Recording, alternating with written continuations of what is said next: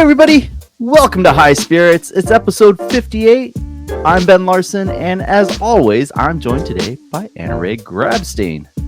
It is Thursday, September 5th, 2024.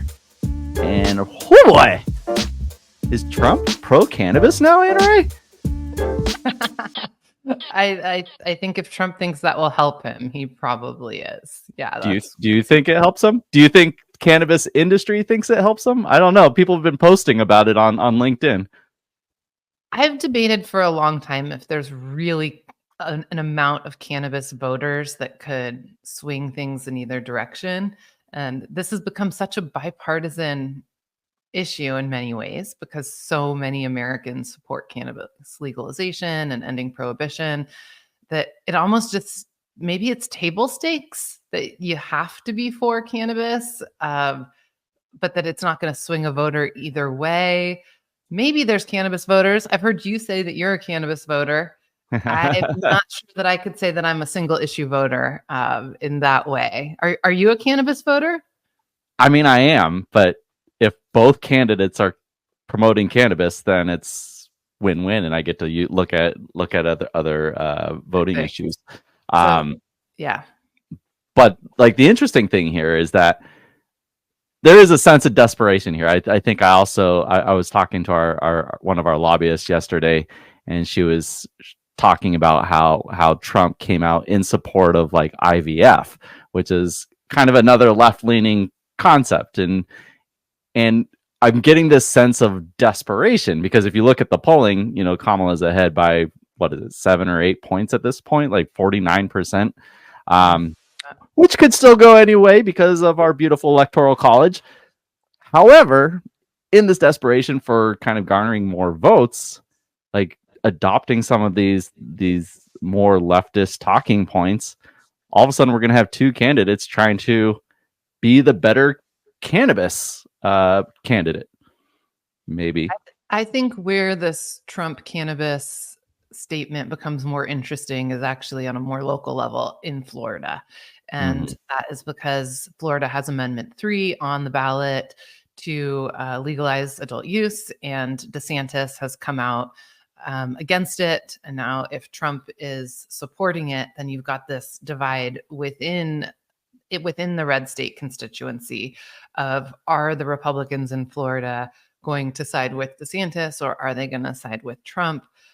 It seems like over time they have mostly sided with Trump pretty consistently.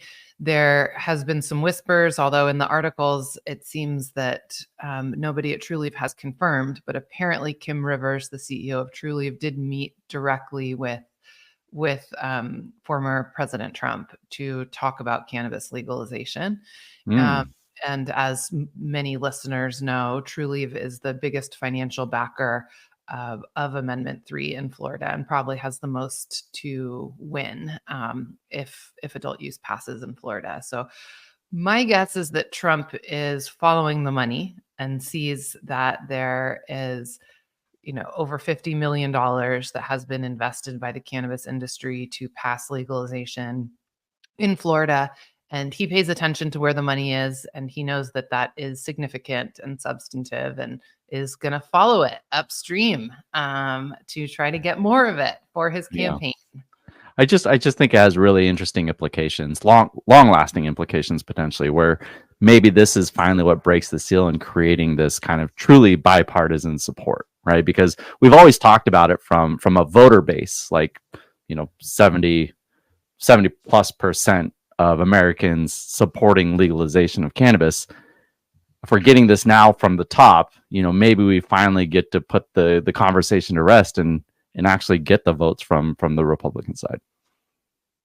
I hear you, and I appreciate your optimism always. Always the optimist.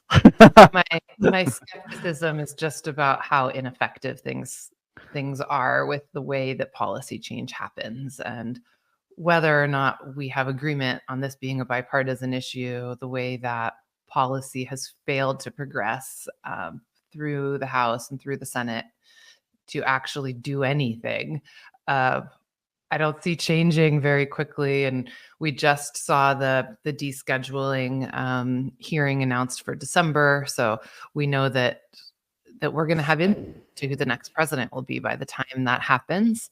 And so it will be an interesting indicator for what you're saying of if both candidates and then ultimately whoever is elected the new president both are in support of cannabis and descheduling, then is this DEA hearing that's going to happen in December just a checkbox that they need to make, or is this actually a threat to the future of descheduling? I hear that you're saying is it's just a checkbox. They got to get it done. Descheduling is going to happen because both candidates support cannabis legalization. So whoever is elected is going to move this forward for us. I like living in that reality. But as history has shown us, not to put too much of our emotions into progress at the federal level and to revert back to our typical defense mechanisms and focus at what's happening at the state level, at the business level. And today we have an exciting show, a new operator from the state of New Jersey.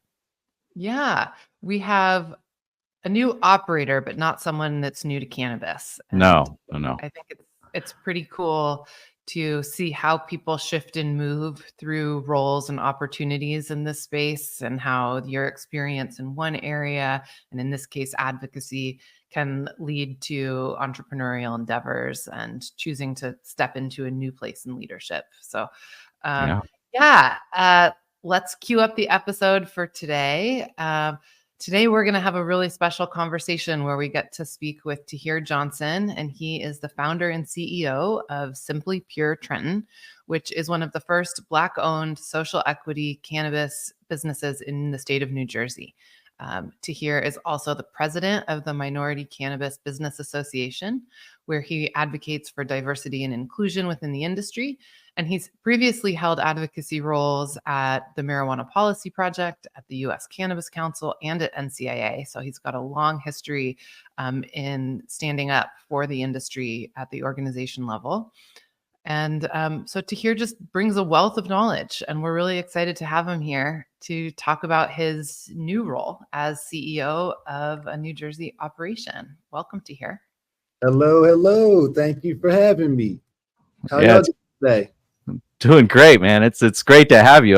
We have found someone that has a longer alphabet soup than I know it definitely sounds crazy. I've had the opportunity to touch a lot of the different organizations since I've been in the industry. So it really has been one of my favorite parts has been that I've gotten to share the journey and interact with so many people from there to here. Hopefully kind of leaving some of the breadcrumbs and blueprints for other people to be able to follow. So thank you for having me. Yeah, we're excited to dive into the topic today. We're going to be talking about the 30 days after your launch, a much anticipated launch, and we'll let you kind of tell a little bit of the background there. But so interesting to know just like the diversity of your background and how it influences and prepares you for the launch of your business. And then, as we'll get to discuss, some of the unforeseen aspects of launching a business. So, just really quick and diving in, would love to hear a little bit of your background. Everywhere from kind of your wealth planning to the advocacy work that you've done in different organizations, and how it's kind of led you to wanting to launch the business and get to the operating side after doing that for so long. Yeah, sure thing. And it has been a long journey to get here. Again, I wouldn't change a thing, right? Although it took me 5 years from the time I first set out to get a license to now actually being open, I think everything that I got to experience along the way helped me be a lot more prepared and put me in a better position than I would have been when I was first starting out. So 2018 was the beginning of my journey in legal cannabis. I actually was prior to cannabis, I was a financial advisor, managing and working in wealth management, dealing with different high net worth clients, helping them plan for everything from retirement to education and, saving and investing, all those different things. And I was looking at the cannabis industry. I first got exposed to the cannabis industry because my dad had fibromyalgia back in 2018, and he got all these different medications and everything. One of them being this thing called prednisone, and it had all these different side effects. And I remember when I was in college, I was one of those stoner college kids. I had done a research paper about medical cannabis, and it, still like early days, new, like in California, but it wasn't really like, on the East Coast, you have all these different medical cannabis programs now, but it wasn't as prevalent back then. So I remember saying to my dad, like, Dad, I think you should try some medical cannabis, to help you with this. And he's like, son, I've been smoking, weed since the 60s, and he was kind of hesitant. But I kind of pushed him a little bit more and encouraged him. And my dad, I'll say like the impact stigma of cannabis prohibition, he was really hesitant to get his medical card because in his mind, he thought that it was just a trap for the government to try to bust you down. So I was like, Dad, you know what? You get your medical card, I'll get mine with you. And as I started, it kind of led me on a journey to start researching medical cannabis again. And in Maryland, the medical cannabis program was pretty new. It had just launched. And so at that time, I had heard and read about my friend Hope Wiseman, who is the youngest Black woman, well, at the time was the youngest Black woman to own a dispensary in the United States. And she also had a background in finance as well. So like hear her talk about that transition from finance and how she did it, it encouraged me because I was like, wow, I see somebody like me that was able to do this. Rewind all the way back to when I was working at Morgan Stanley in 2013. I saw the IPO of GW Pharma happen because Morgan Stanley was the company that did it. And so I remember looking at it back then, like, wait a second, I'm like, cannabis, and, seeing it be like, legal. I'm like seeing it, come out in this type of way. It was the first idea that I had. I was like, where the industry could be something different, right? Like, and so at that time I wasn't ready to jump into cannabis, but that's when I first started looking at it, seeing all the reports, like, talking about where the industry was going to make these billions of dollars. And I started thinking about it because me and I had been arrested for cannabis. I'm the oldest of three brothers. Both of them have been arrested for cannabis. Almost all my friends that I know, like growing up in my community, had experienced the same thing. So this idea that now it was going to be something legal. And I was also watching from the outside looking in, and I was hearing like some of these narratives where it's like, oh, cannabis is a business now. And all these people that had been a part of it shouldn't and couldn't be a part of it now that it was like this legal industry. Right.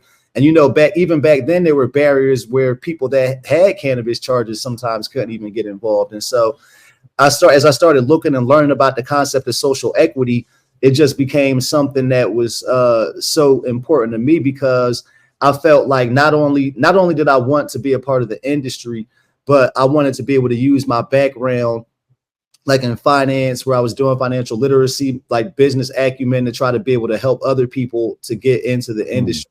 Especially because from the beginning, I had learned that access to capital was one of the biggest barriers and challenges to the industry.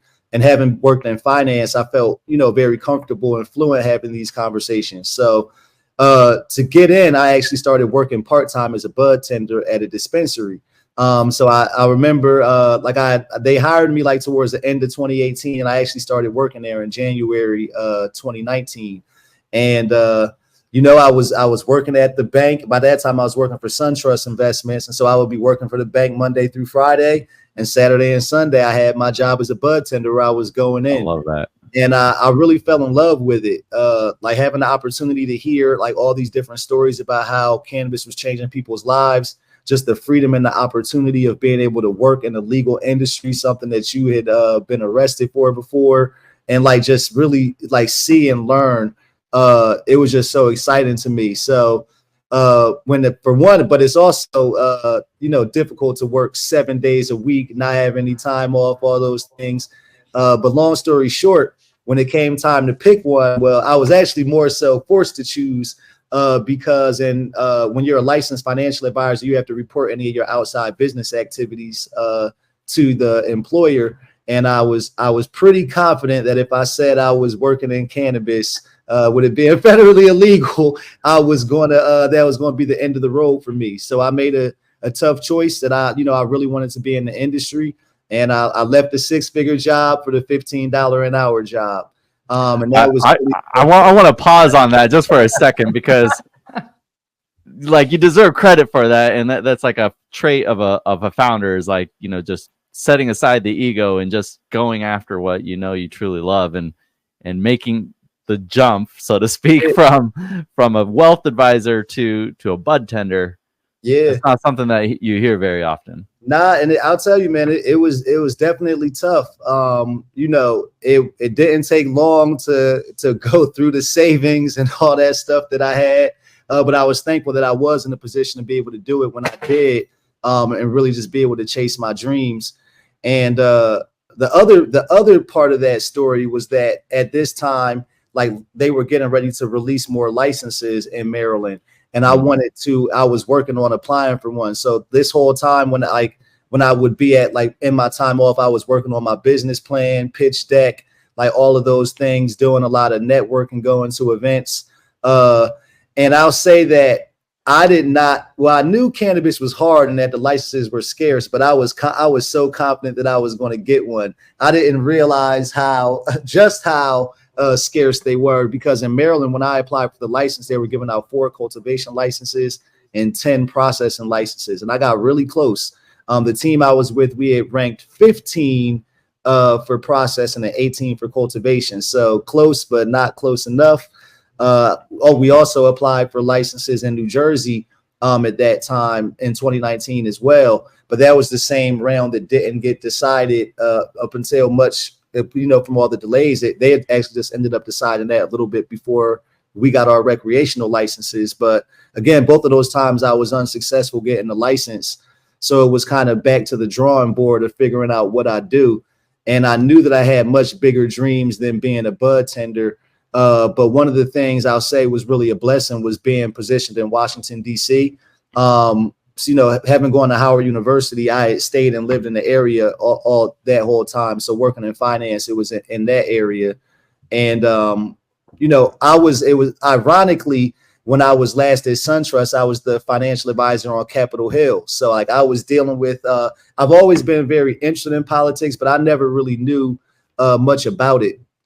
And I got into the advocacy and lobbying and all those things completely by mistake. I got invited by my friend Shanita Penny, who was the president of MCBA, the Minority Cannabis Business Association at the time, to attend their lobby day. And I kind of, my biggest point of reference was House of Cards, right? That's kind of all I knew. So I know we showed up. I'm looking at the list of all the different members of Congress, and I'm like, hey, if one of my boys is the chief of staff for this congressman, should I hit him up? And people were like, what? You just got people like that? And but it was just, I've always been a networker, a relationship person, right? And so most people that, if I've known you my whole life, people that from my entire life I'm still friends with, close with, so I had just reached out to we went to the office, and just because there were so many different industry folks there, people from all the different advocacy organizations. So I think people got to see me in action and what I was capable of, kind of live and in action. So I remember going to Congressman Swalwell's office, and I asked for my friend Michael, and they were like, I asked him, was he here? And they were like, no, he's not here. And I was like, okay, tell him Tahir Johnson came by. And I guess he heard me from the back and came out, and he's like, yo, what's up? And so it turned out, and that's how lobbying works, folks. It's relationships, right? I want to jump in for a minute, because I think that there's like this incredible journey that I want to highlight that you're on right now. So fast forward from this journey to get you here. You just opened the store. All of this stuff that were these challenges that you experienced along the way manifested in a lot of hard work, and in 30 days ago, getting to open Simply Pure Trenton. And what I want to know is, when did you know that it was time to open your doors? What was the moment that the hard work had come to this point and you were like, this is my opening day, I'm putting it on the calendar? Oh my gosh, man. I'll tell you, I was chasing that opening day so hard. So I actually opened the first possible day that I could. You know, I dealt with so many delays in construction from the permitting process early on. So once I got my permits, them actually approving my final certificate of occupancy. So I actually, as a result of that, I actually opened months later, or in actually year or two later, but then from the actual got down the line months later. So, you know, as I got closer, I had developed my team, and I knew, you know, I was confident that we were ready to open. Like I had been working and preparing on this for 2 years. You were waiting. You were just waiting. Like we went through that in Berkeley too. You know, it's kind of good to hear that it's not just Berkeley, because it took us 2 years to get through our project and get all the licensing done. Yeah, and it's, you know, a lot of people talk about how hard how hard the state, like how hard it is to do the application and stuff. But for me, it was more so that municipal process, you know, where you have to get approval for so many things. And I'll say also, I don't think it's said enough, like how big that real estate development aspect is of cannabis.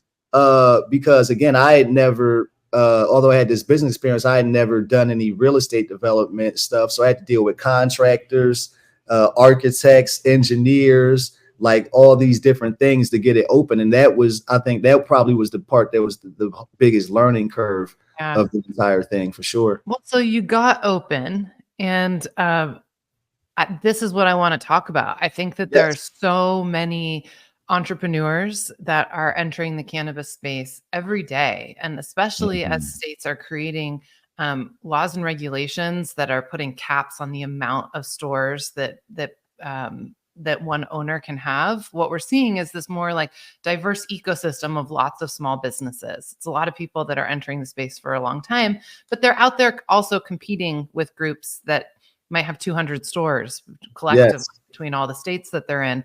So in many ways, it's like this is a David and Goliath kind of situation.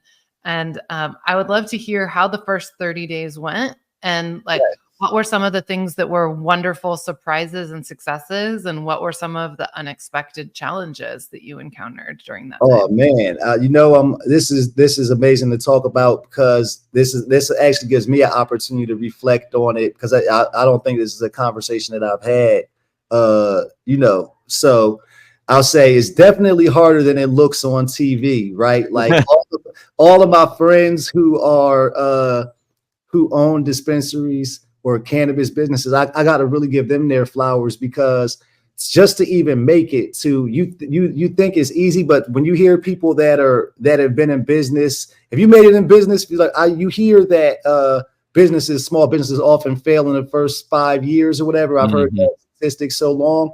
But cannabis isn't any different. I think there's always been this narrative that people are saying like, oh, cannabis is an opportunity for generational wealth.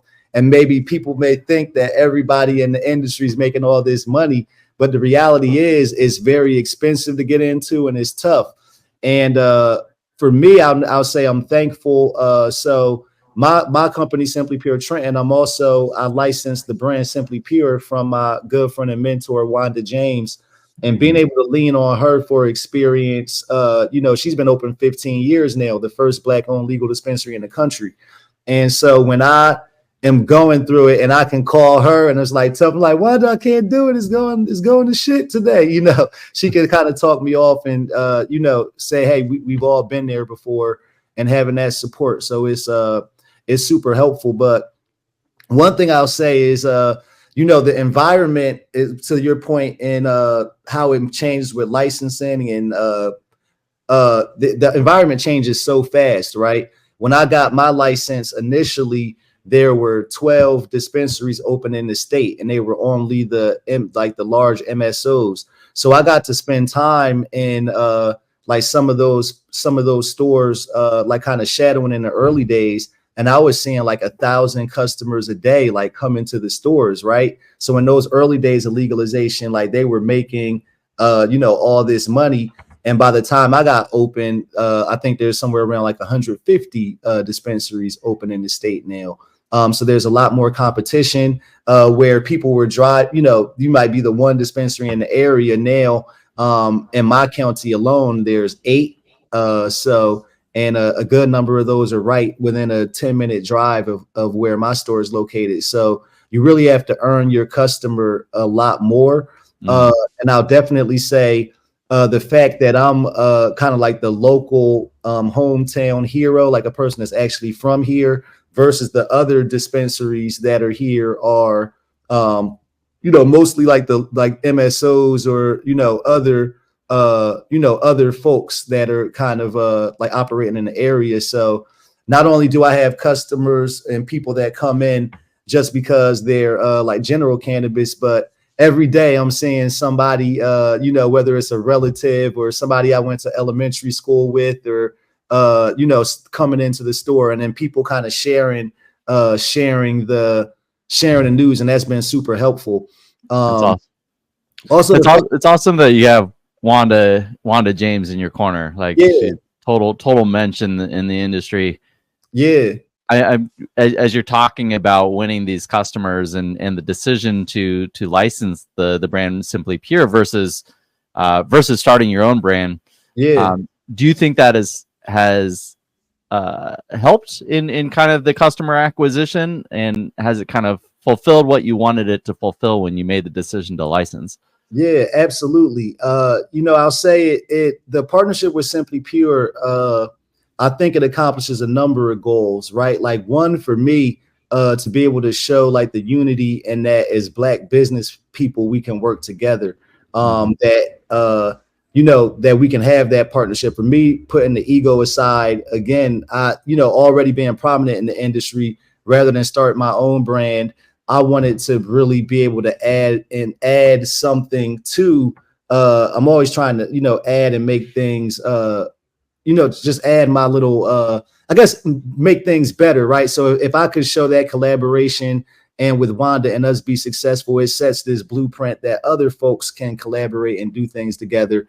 Because I think it's that it's cooperative economics, which is a principle that, that's important to me, to be able to even be able to help enhance the legacy of the first Black-owned brand in the country and have a part in that. I love to do it, but also in terms of people that are in the industry, it's a household, I wouldn't say it's a household name where people all over the country know, but if you're in cannabis in the industry, Wanda, because she's a titan of the industry.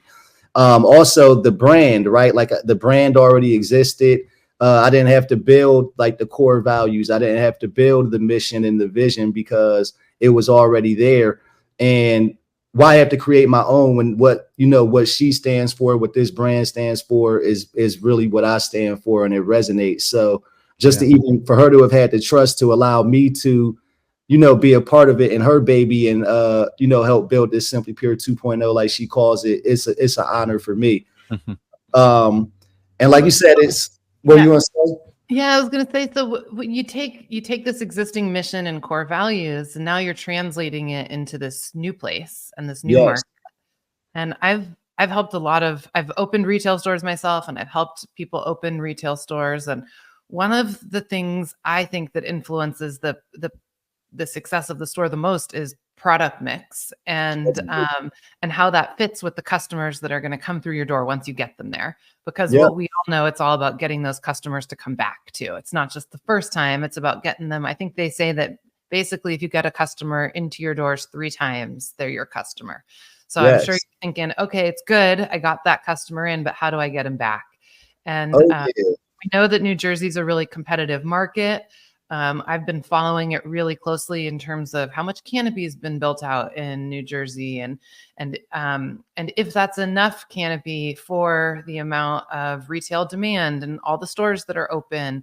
I'd love to hear how you took the mission and the brand that existed and then chose what products you want to carry in your store for the customers that you were predicting. Like, and if it was the right amount, if it was the right products in these 30 days, did you realize, like, holy crap, someone's asking me for a product over and over, and I didn't put that on the shelf? Or what that was like for you, just about the products. Sure. So first I'll say, I was just, my old financial advisor had, I'm pretty conservative. So one of the things that I didn't do to start out was make this huge, large order, like, because I didn't want to have more product than I could sell through without knowing what our traffic would be like. So I did use a lot of data and information, different things like BDS analytics, headset, to kind of determine what were some of the top selling brands and top selling products within the market. And I used that to help to predict our product mix, even everything down from, you know, what percentage flower, pre-rolls, vapes, or concentrates, accessories we would have on shelves, and then breaking it down to the next level and filling in the product categories that we would have in each of those. So that was how it was top products that were already selling in the market, so that Yep. it was consistent. Sure, and then I'll say, but it wasn't just a data and statistics approach like that. I'll say that was part of it, but the other part of it was really wanting to work with. It started with wanting to work with and support Black-owned brands, because that's really one of the things that's important. And there aren't many, but I can say that I have all of them on our shelves. We have my friend Martha, her company Butter Cakes, the first Black-owned edibles maker. My friend David, Prolific Grow House, he's the first Black-owned cultivator. My friends Brendan and Stan with Mud Brothers, they have the first Black-owned concentrate brand in New Jersey. And my friend Precious just launched the first Black woman-owned pre-roll brand. And so they're all on the shelf. So being able to highlight them, you know, really leaning into the Black-owned business story, the locally business story. We have them showcased right in the middle of our retail sales floor in the most prominent areas so that people can see those. Some of the other things that we did, I think, are unique, or that, you know, again, we also carry a lot of local craft brands, not just of course, we have the larger MSO products, but we have a great variety, and one of the largest varieties I've seen of some of the craft brands, because we want to make sure that we're highlighting those and building this ecosystem of up and coming, you know, New Jersey business. And quite frankly, they have some of the best products, right? So it's great for us to get to grow together. Like, people are doing exclusive drops at our store. We've had a couple people premiere their products here, and that helps. And some of the things that I did to differentiate us, like out of the gate, was, again, using some of my relationships. And like every week, like for the first 3 weeks, I had a celebrity here. So I opened up my grand opening with Jim Jones from Dipset. I had Styles P from the Locks here my second weekend, and then Havoc from Mobb Deep out my third weekend. And what that did was, it, like, because so many people are fans of these artists, right? I had so many people come in here because they wanted, you know, for the meet and greet or to meet the artists. And then so it got our name out. So although I worked in finance, I was a marketing major in college. So I was always thinking of different strategies. How can I bring people in? So doing those events was definitely helpful. But can we talk a little bit about the details of some of those events? Just because sure. I don't, of those people that you mentioned, I don't believe any of them actually are associated with a cannabis brand. No. So like, how was that structured, and, you know, did it provide the pop that you were looking for? It did. So I'll say, you know, hip hop and cannabis have always been so closely intertwined, right? Mm-hmm. And one of the things that I did try to do was choose people that were like authentic to the cannabis community. Like Jim Jones, he actually previously did have a cannabis brand that he was doing out of Oregon, but it doesn't exist. He doesn't have it anymore. And then Styles P, you know, I think he's known for having like one of everybody's favorite cannabis songs, right? Like, I get high, high, high. It was like, you know, imagine every stoner in the world wants to come and meet him and hear that song. You know, and then Mobb Deep, of course, is one of the like original, like OG, like hip hop folks. And those days definitely had a pop. Each of them were our top 3 days that we've had, you know, so far. Each of those days I had almost 200 customers, you know, coming in for the meet and greet. And so it definitely helped to get our name out there for sure. And did it kind of, from the purchasing that spun off of it, the consumers that came in, were they buying the products that you had been merchandising to be sold, the local craft, you know, Black owned businesses? Did you see good sell through of those products, or did they gravitate towards the MSO kind of mainstay brands? Great question. And so when we did our grand opening, I did my partner, like I mentioned, Prolific Grow House, he premiered he dropped his strain Kobe when we did our grand opening, and it sold out in the first day. When we did our event with Styles P, Martha, my friend with Butter Cake, she premiered her chocolate chip cookies at the store, and they sold out. Maybe not that day, but like the next day afterwards, or something like that. So, what I've learned is, for one, people really trust people trust their bud tenders. What they recommend, they'll get. I think the other thing is that this idea of supporting the small craft and local businesses and Black-owned businesses, it definitely resonates with our audience. Again, some of my other, even outside of the Black-owned brands, some of my other favorite brands here in New Jersey are small local brands. Like I love one of our brands we have called Garden Greens. They grow some fire. Another Clade 9, Hamilton Farms, Bango. Like these are all small family-owned businesses, right? And so it's expanding that ecosystem, and again, we partner with all of them and do promos in the store. But one of the other things people love is we have a bud bar here where people can go and actually sniff and look at it under a magnifying glass. And there's not many dispensaries in New Jersey that have that. So people get in the showcase because all of our everything's prepackaged, so you can't look at it. So it's, so it gives people just a better connection and experience where they're more likely to buy the products. Definitely. So you do have the prepackaged rules, but you've created like a mechanism by which they can still smell it. Okay. That's it. Cannabis smokers want to know what they're smoking, right? Totally. Yeah. I missed the deli days. And so, you've only been open for a month, and in that time, have there been times when you wish that there was something that you had gotten done ahead of launch that you were planning to do after launch that good question. Was really challenging?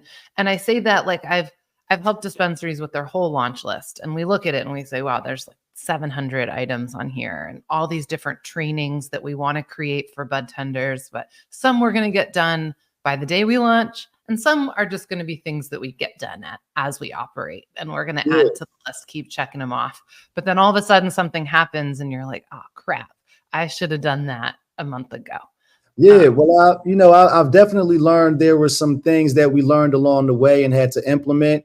One of them, thinking of different marketing things, for example, I heard a lot of my customers saying they couldn't tell that we were a cannabis dispensary. But I'm on a busy street where like 30,000 cars ride by a day. I had a lot of signage that says Simply Pure, but if you don't know what Simply Pure is, that doesn't mean anything to you. So now I got a big 30-foot long banner on the front of my building that says Cannabis Dispensary, right? Like, so it's like small things like that can help simplify it and make it easier just for customers to know what you're trying to accomplish and the message that you're trying to get across. That was super helpful. I think not necessarily, because everything else that we kind of learned along the way were like technology, different things. But I'll say as an entrepreneur, more about that. Yeah, so I think it's like, one day there's always something that doesn't work the way you think it is, right? Like even just learn how to use the technology and how you do your deals and promos and all those different things. But I think the biggest thing that I learned is, like, as an entrepreneur, how important it is to like manage the business and the balance sheet and those different things. And it's so simple. Like, one of my mentors broke it down to me. It's like more revenue, less expenses, but it's really it is really taking a look at it, finding, what are the necessities, right? I think that I found out there were a lot of things, different bells and whistles that I had, maybe that I didn't need, right? Even more so than things that I had that I that I was missing things, because I think having been around the industry, like I saw all these different gadgets and technologies and platforms. It's like, oh, I need all of them. But then as it turns out, some of them you don't. I think the other lesson that I learned is like the importance of scaling, like to build for the company that you are today and where you are now versus where you think you're going to be like 5 years from now. Because it's hard to sustain that business, that 5 years from now business, if you don't have the revenue and the team to make it happen, and it puts a strain on you achieving your goals right now. And I say that, for example, I also won a cultivation license. I won a delivery license, and I was spending time working on trying to advance those. But what I've learned is that, at least for me, I need to get this dispensary focus right on all cylinders, be like full efficiency before I take my eye off of this ball and go on to the next thing. So I've decided to trim those ambitions back, at least for now, and focus on getting the dispensary up and running. And that was kind of one of the biggest things that I've made, and I've had to make adjustments in my like goals and team and things like that accordingly. And sometimes some of those decisions are tough when you change course from where you were going to be. I say also it's important to be conservative, again, going back to being conservative, because I think you'll look at these pro formas and these numbers and say, hey, I'm going to do this. And then you wake up in reality and it's not it's not, the numbers on the spreadsheet are not your actual numbers. So how do you pivot from that, I think, is one of the biggest things. So going back to, I want to double click on what you were talking about, the bells and the whistles and the tech stack a little bit, just because those can be big expenses. I know what we pay for HubSpot and our ERP and all that. What did you kind of find out to be absolutely necessary and core? And then what are some of the things that maybe could wait a little while, didn't have to be implemented right away? And, and this varies for all sorts of different businesses in the supply chain. Like I know I've talked to a lot of companies in space that had to kind of interface with like metric for seed to sale tracking. And they're like, oh, I'm just going to actually do this manually. I don't need this $10,000 a month software. Right. What were some of those things for you? Yeah, so that is a good question. So one, for example, I've learned, at least for me, for marketing. Now, again, I spend a lot of different money on like from SEO to advertisements and programmatic ads and all these different things. And I think what I've found is a lot of what I've done mailers. I've pretty much done all the different things that you could do when you open up. And I think what I found has been the most successful of bringing people into the store, like honestly, has been like that. It's been like the word of mouth, like somebody like referring, saying they came here and had a great experience. I think us really driving people to do Google reviews and things like that has really helped. The other things where, for example, when I've been told I'm going to have the greatest SEO and everybody in the world is going to, you're going to be the first result. At least I know it's been a short amount of time, but I can't necessarily say that I can see the proven results of that. And then even like the ads, because I'll always ask customers like, oh, how did you find out about us? How did you hear about us? And I haven't heard one person say I got a pop up on my phone or something. But I spent a lot of money that said that every person was, in a certain radius was going to have them. So it's like some of those things I've decided to cut back and focus more on like being out in the community, right? Like going to events, passing out your card, shaking people's hand, telling them are like all those things, at least from what I'm seeing, are paying a lot more dividends, but also different things like the weed maps and the leaf lease, like where people are looking for cannabis. Those are like, just kind of more basic stuff. That's old mainstays. Yeah. Right. Yeah. That stuff has been more helpful. We're trying all different types of things. One of the things that I'll say that I found is that the events and doing different things, even when it's not the bigger ones, things that bring people into the space That is super helpful as well. And for me, also leaning into the social justice and advocacy and kind of continuing that in my background has been super helpful. Some of the things we've done have been expungement clinics where we've been doing free expungements. We've done voter registration drives, and I've had days where I had 20 people sitting in the lobby to get expungements, but then after they're finished, those people go in and make a purchase, right? So I've seen my dad's a jazz singer, and my mom owned a dancing school. So like I have jazz outside on Sundays here. And so we may have, 30 people outside to see jazz. And then at the end, they come in and purchase cannabis. So it's been finding all those different things that connect and bring people to the store and give them an experience. It's like, come for the jazz, stay for the weed, right? Yeah. Come for this, stay for that. And I've found that those things have worked a lot better by far than some of the other like fancier bells and whistles. It's really just basics. It's like get people into the store, and when you get them there, we really lean in on the customer service aspect, like just trying to make sure that it feels like you get the experience like you're going into a high-end luxury place where we're greeting every customer with a smiling face. Not just send them to the kiosk to make an order, actually being hands-on, helping them with it. And on that part, we are utilizing technology. We have a system with kiosks that people can, read about every product. They can see the pictures of the products, all those things as well, in addition to going to the bud bar. So even though we're limited with the stuff being prepackaged, we try to do as much as we can for them to experience and kind of know the product and what they're getting. So you talked about the kiosks, you talked about the in-store experience. I know that the kiosks most likely are tied to some type of e-com menu that you guys have in place that may or may not be through your POS, depending on how you built your tech stack. And you haven't been open that long, but I know that the hope for many stores is to drive people to do order ahead. I'm wondering if you're seeing people do order ahead, or is that something that you're hoping to be able to build, what the mix looks like? Yeah. It's actually something that I was actually looking at that we were actually analyzing yesterday. Right now, for me, about 90% of the orders take place in the store versus somebody ordering online and coming by and picking up.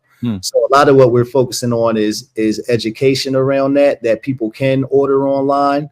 And one of the other things is that we have a curbside pickup here. And then most of the other dispensaries that are in my vicinity don't have that option.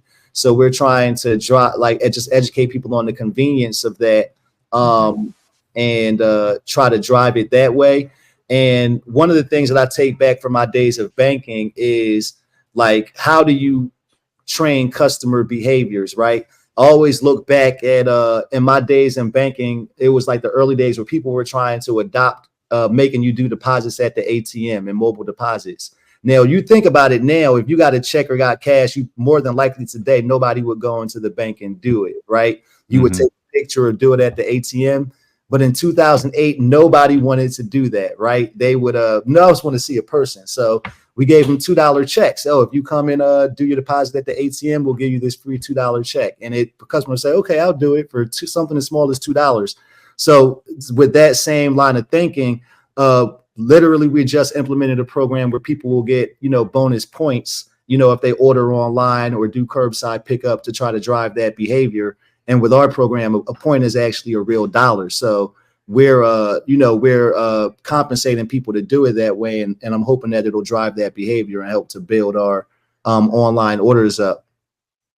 Follow up on that. Just you're hinting at your CRM and loyalty and also how you're communicating with your customers. Yes. What platform are you using? Talk about basics, what you have to have. Those things are essential, right? Like you have to have a POS, you have to have an e-commerce, you have to have a loyalty. For my POS and e-commerce, I have 𝗔𝗯cie. They've been amazing partners. Anything I've needed from day one to now, they've been on board. Like I have the service has been good. Anytime I need somebody, we need some advice, don't know how to do something, somebody's right there to kind of make sure we know what we need. And it's also convenient, at least in my opinion, to have one, not have like trying to simplify things, not have this thing over there, that thing over there. So we use them for our POS and e-commerce. And for my text message and loyalty program, I use SpringBig. And we actually had them build an app as well. So we're also driving people to download the app.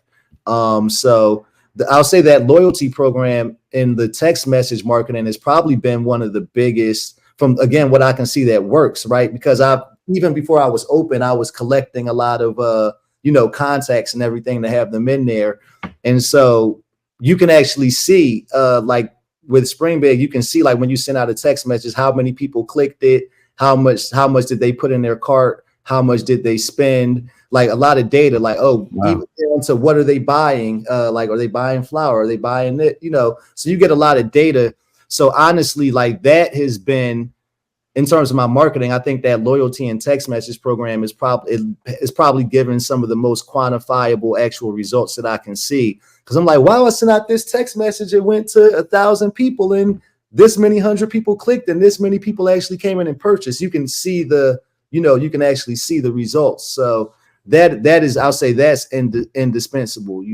Those are the kind of the things that I think you have to have, if anything. I love it. Yeah, man, we've covered so much, just like from the brand to the tech stack to the engagement. I love what you were saying about just this constant like calendar building and all that. It sounds like that in itself sounds like a full-time job, like booking out the calendar, promoting that, creating an experience more so than just a dispensary.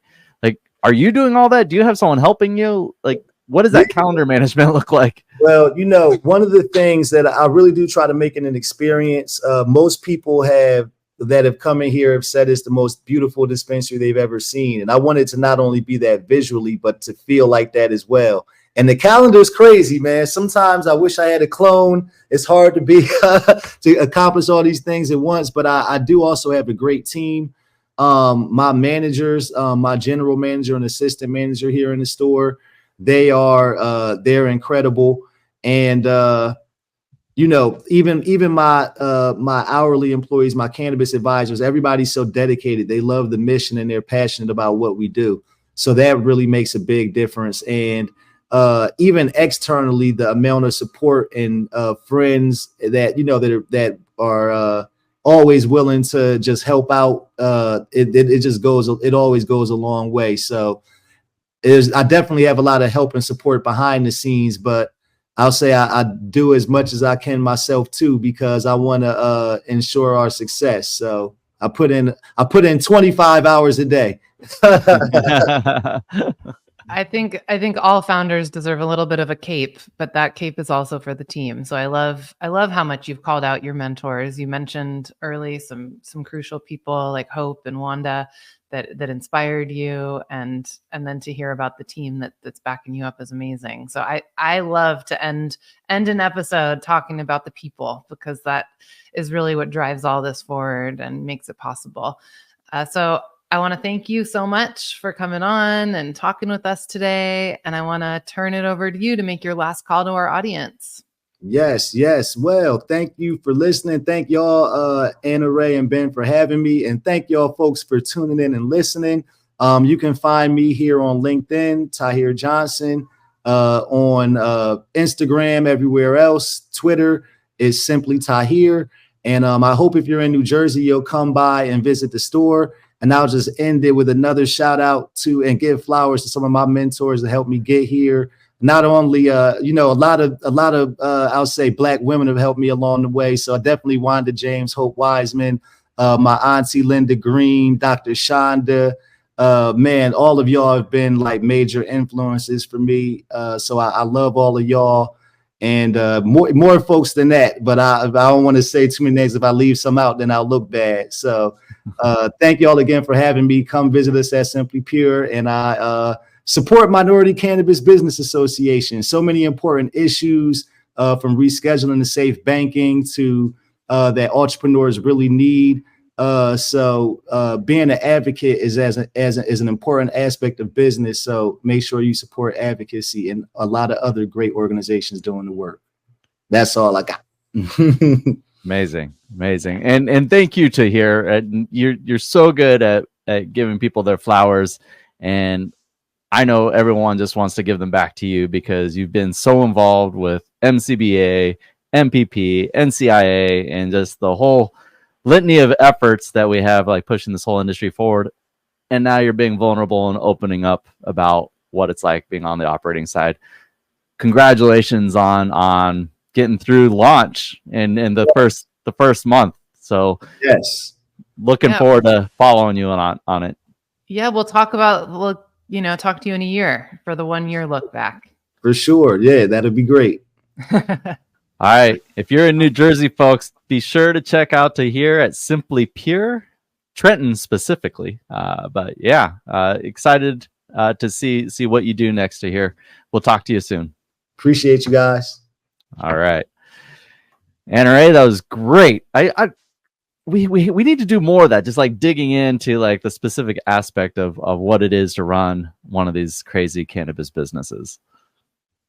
It's a lot, and people deserve to hear these tips and tricks too. They often get hidden, and to hear some of just the basic things that he touched on, like the events and the CRM and the text messaging. Like, this is the stuff that people really want and need to know as they're opening stores. So yeah, it's a lot. You mentioned having this like 700 point like checklist. I have no desire to open a dispensary, but I would love to see this checklist and just see what it takes to actually do this. Wild. I'll share it with you. Yeah. All right, folks. What did you think? Was this helpful? I hope so. What aspects of business do you want to hear? What can we do? What can we discuss? Who can we have on? Let us know. Thank you for liking, subscribing, sharing, doing all the things.